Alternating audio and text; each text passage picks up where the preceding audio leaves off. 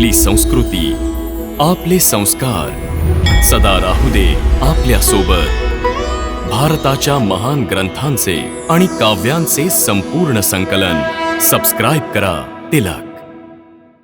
हे पार्था, या युद्धभूमीच्या मध्यरेखेवर उभं राहून तुझ्या दृष्टीवर मोहाचा पडदा पडला आहे। तुला अर्धसत्यच दिसतं आहे की हे तुझे आप्त आहेत, पण तुला हे अर्धसत्य दिसत नाहीये की हे कौरव ज्यांना तू जवळचं म्हणतोयस ते या युद्धभूमीवर तुला आलिंगन द्यायला आलेले नाहीये, ते तुझ्या रक्ताची होळी खेळायला आले आहेत। बघ त्यांच्याकडे, हे तुझा कर्दन काळ होऊन तुझी प्रतीक्षा करतायत।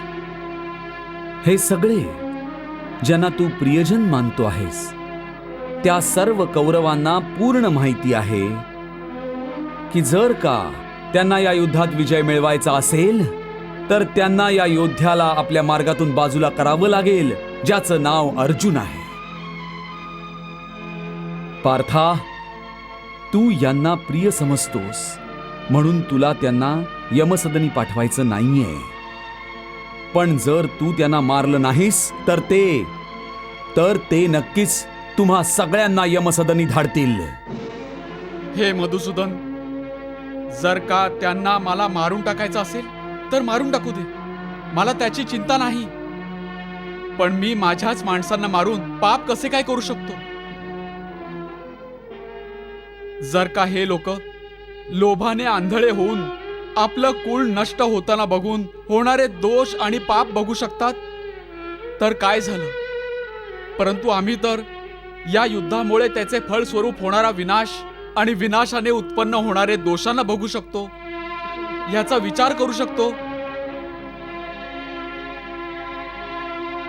हे केशवा, तुला तर माहिती आहे की कुळाचा नाश झाला तर सनातन धर्माचा नाश होतो, आणि धर्माचा नाश झाला की संपूर्ण कुळात पापाचा असा फैलाव होतो जणू शरीरात एखादा भयंकर रोग पसरतो, आणि या पापामुळे कुळातल्या स्त्रिया दूषित होतात, आणि स्त्रिया दूषित झाल्या तर वर्णसंकर संतान उत्पन्न होते, आणि वर्णसंकर झाल्यास सगळी कुळच्या कुळ नरकात जातात। इतकंच नाही, पण त्यांच्या पितरांना सुद्धा अधोगती प्राप्त होते। कुलक्षये प्रणशयन्ति कुलधर्मः सनातनः धर्मे नष्टे कुलं कृतसनम अधर्मो बिभवत्युतम अधर्माभिभवात्म कृष्ण प्रदुष्यन्ति कुलस्त्रियाः स्त्रीषु दुष्टासु वार्ष्णये जायते वर्णसंकरः। हे सगळं माहिती असून सुद्धा मी युद्ध करू का?